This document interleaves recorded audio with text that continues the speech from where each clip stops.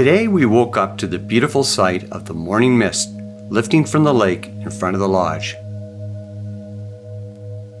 After a hot coffee and delicious breakfast, we quickly got dressed into our fishing gear and boarded a float plane to head to a new river.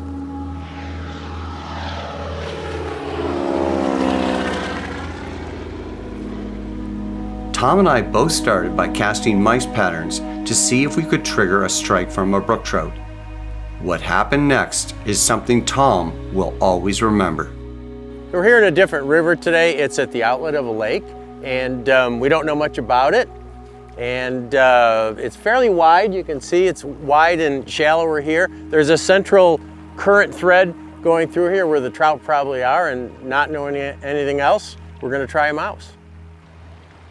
Oh yeah! Woo!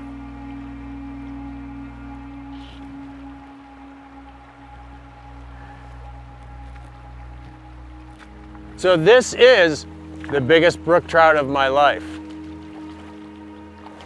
I can tell you that for sure, because I've never caught one over 15 inches before. Wow. Oh my God. Look at that color. Oh. Oh.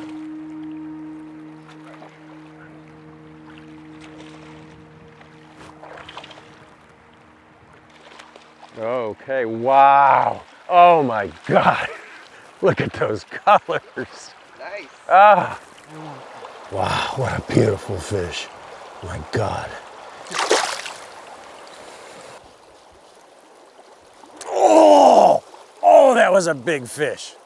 So I did something really stupid there. I just broke off a fish, and what happened was, had caught a nice fish, couple casts before, hooked another fish, put a little pressure on it, and the tippet snapped in the middle of the tippet. They're big fish, there's a lot of rocks, and they're pretty abrasive. I wasn't smart enough to check my leader after that fish. And what you want to do is after you catch a big fish, look at your knot, and then look at your leader, look for signs of abrasion, make sure that your leader is still sound.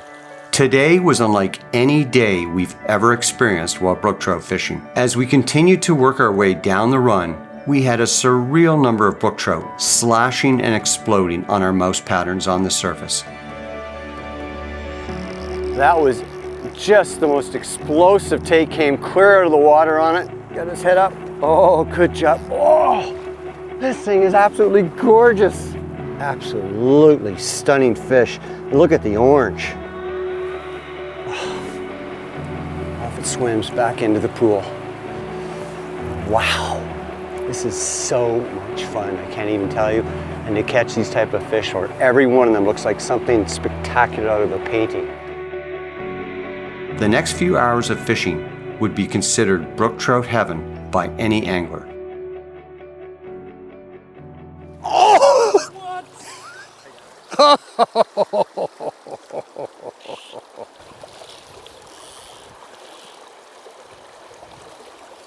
Big, another male looks like.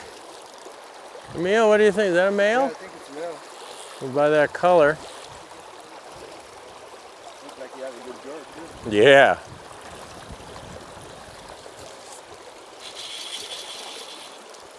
Okay, coming over to you.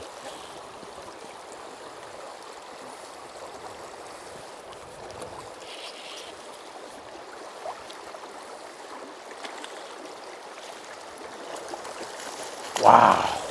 Yeah, that's a good one. Wow.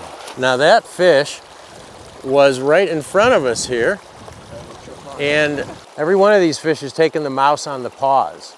So, you know, I've started to slow down my retrieve and let it sit there, and the fish have come up and almost sipped it like a mayfly. They haven't been explosive strikes that you normally think of for a mouse. They've been very subtle, and you just see the head come up and the mouse is gone.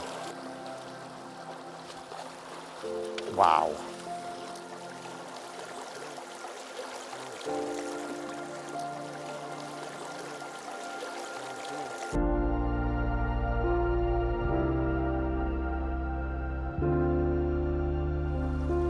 Oh, what a strike! Wow! Whoa, wow. Oh my God. Woo! That is amazing fish.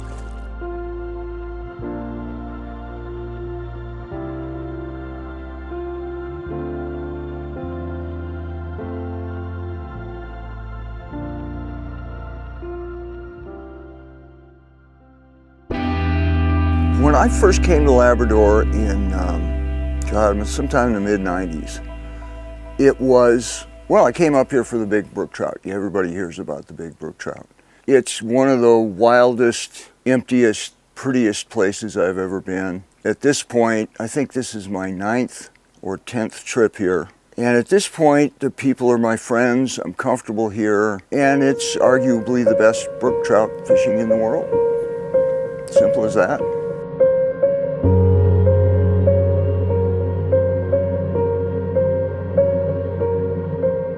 Watching brook trout smash mice patterns on the surface is every fly angler's dream and one of the big draws of Labrador. Whoa, wow. Oh my God. Woo!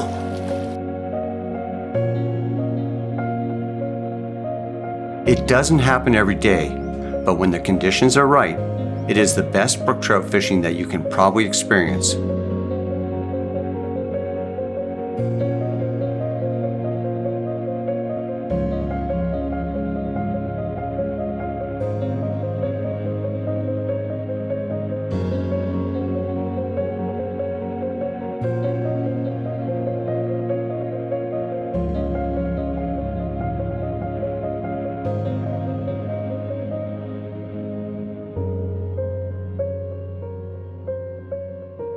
When we return, Tom and I hook into some massive fish on mice patterns.